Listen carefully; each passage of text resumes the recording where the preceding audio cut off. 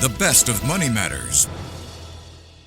Market View on Money FM 89.3. That's right, you're tuning in to Money FM 89.3. Time now for Market View with me, Chua Tian Tian, where we take a look at how the Singapore stock market closed for the day, the biggest movers, sectors, and of course the companies to watch.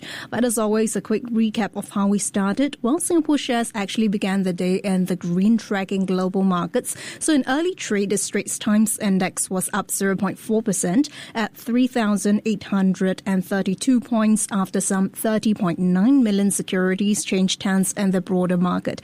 Now let's take you through the closing numbers. The STI ended in the green as well, up 0.39% at 3,830 points. Now, in terms of value turnover, we are looking at 1.11 billion Sing dollars. Gainers outnumbered losers, 352 versus 186. Top advances for today, we've got here SGX, GMHUSD and Venture Core. And top decliners, we've got Jardine Cycle and Carriage, Aces and World Precision. Now, speaking of SGX, it's one of our companies to watch for today because the local bourse's net profit for the first half ended December, that rose 20.7% to 340 million Sing dollars as compared to the previous corresponding period. But also on deck, the U.S. Postal Service's U-turn on a ban of parcels from China and Hong Kong, and also Google's introduction of a new class of cheap AI models amid competition concerns. Now, for more market moves and views, I'm joined by Terence Wong, CEO of Azure Capital on a Thursday. Terence, welcome. Good evening, Indian. Good evening. And Terence, let's start with the Singapore stock market as usual. How did the STI fare today in relation to global stock movements? Because I think Asia and US, they were quite relieved, especially Asia with the US Postal Service's U-turn on that ban on Chinese and Hong Kong parcels. Oh, that's right, Tian. APAC markets actually opened higher today, and that tracked the gains from Wall Street.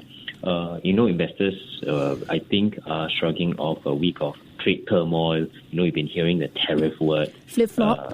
Practically everywhere, every direction you see, right? And a slew of disappointment. To be fair, it was not only because of Trump, but US tech earnings were also underwhelming from the likes of, say, Alphabet, which reported sales that narrowly fell short of Wall Street expectations. And this has been what I've been saying, over the last few months.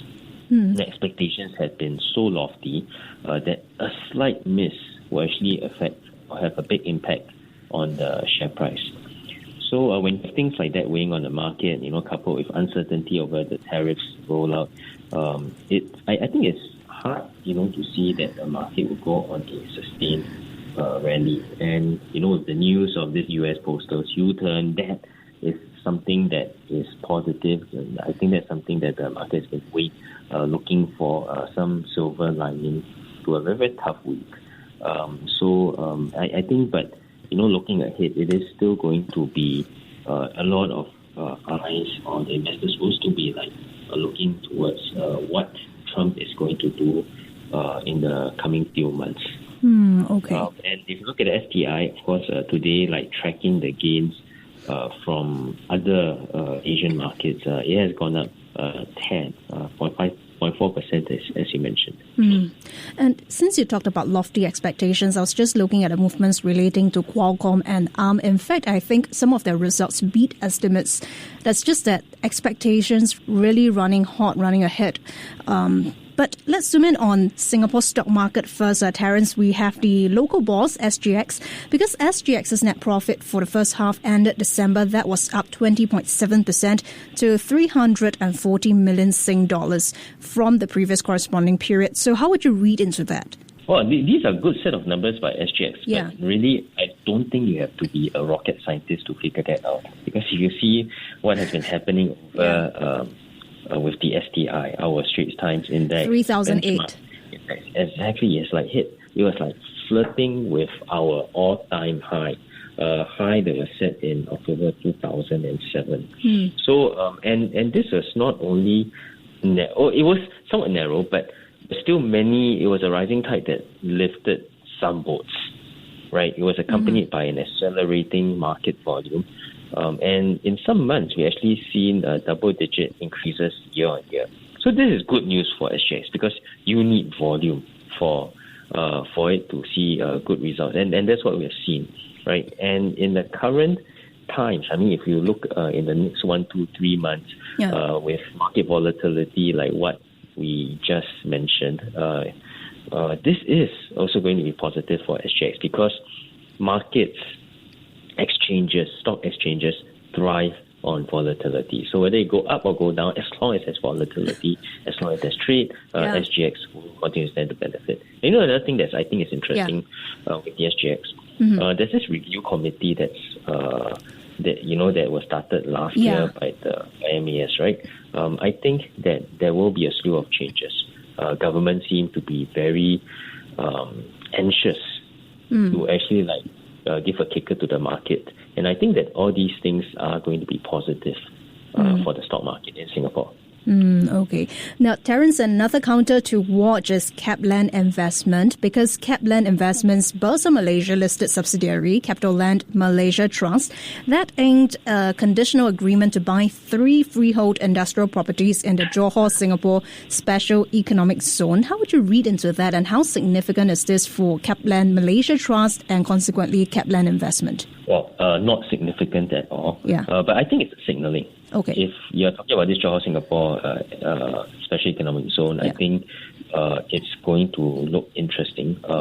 And over the last, I think, decades, we've been talking about cooperating with Johor. This is as good as it gets. I think that there's very, very strong commitment on both sides, Johor and Singapore, to make this thing happen. They've targeted, to attract up to 100 projects in 10 years, I think. And this includes, sectors ranging from aerospace, electronics, chemicals, pharma. These are some of the priority sectors, that they've identified. And they also talk about digital economy and my sector too, right? Fund management. They have already earmarked an area in Forest City for this. So I think it looks interesting. And I believe that there is a very strong push, like mentioned, on both sides to make things happen. And I think this bodes well generally for industrial properties in general over in Malaysia or in Johor particularly. Okay. And Terence, let's stay in Singapore first. Singapore attracted some 13.5 billion Sing dollars in fixed asset investment commitments in 2024, over half of which were in electronics. This based on the EDB's year-in review. But despite that increase in fixed asset investment, the commitments bring a lower projected contribution in value added per annum as compared to 2023. Question though, how would you read into the latest numbers, and what are the implications then on local companies, particularly those listed on the SGX? Increased investments in electronics, I think that's always good, right? And it will benefit the tech and manufacturing companies that are listed on the Singapore Exchange. There are quite a number of them. However, the lower projected value-added contribution may dampen enthusiasm, as it suggests that these investments may not lead to significant revenue growth or profitability. Also, the manufacturing sector, which includes electronics, has been facing some headwinds with a 0.7% decline in output in the month of December 2024. And that could weigh on earnings in the sector. So overall, while there's increase in fixed asset commitments, and that is encouraging, there's the combination of lower value-added contributions and a sluggish manufacturing growth indicates that the impact on earnings may be more limited. So that's something that I will eyeball rather than, the overall headline numbers. Now, if you're just tuning in, we're now in conversation with Terence Wong, CEO of Azure Capital.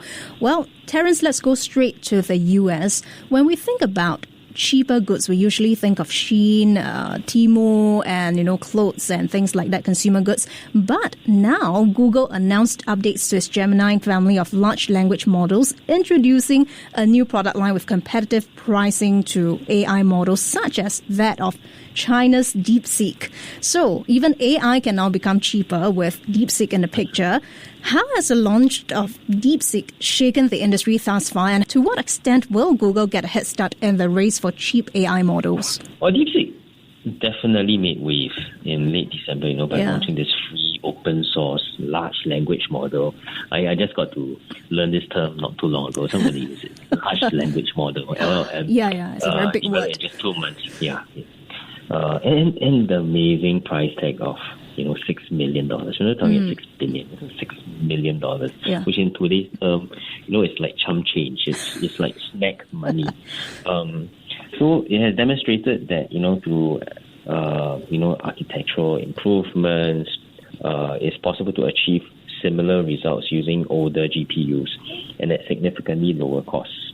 So the ones that got hit the largest impact were the likes of Nvidia, of course, losing $500 billion in market value in a day after DeepSeek went into the open. So even though this open source model could disrupt the industry landscape by making inference process more efficient, I think that there is still room, because you were asking about the likes of what's going to happen to Google. I believe that there's still space for Google. We do not think the introduction of this DeepSeek will entirely transform the industry and make high-end GPUs less needed. Well, I have to admit that DeepSeek could bring about new perspective to AI development. I'm of the view that Google will still retain some or a decent market share. Its strength comes from a combination of factors. There's a long-term track record of successful R&D, robust financial foundation that allows sustained investment, and an existing dominance in key areas such as search and workspace. So AI startups, I think if they want to go punch ahead, they still have funding needs. But in terms of the likes of Google, they have billions. Dollars, tens, hundreds of billions of dollars, right, at the disposal. So that will be an important mode for Google. Okay. Now, from Google, Terence, let's take a look at Workday. Workday is cutting about 8.5% of the workforce, which rounds up to about, 1,750 workers. That makes it the latest tech firm to begin 2025 with headcount reductions.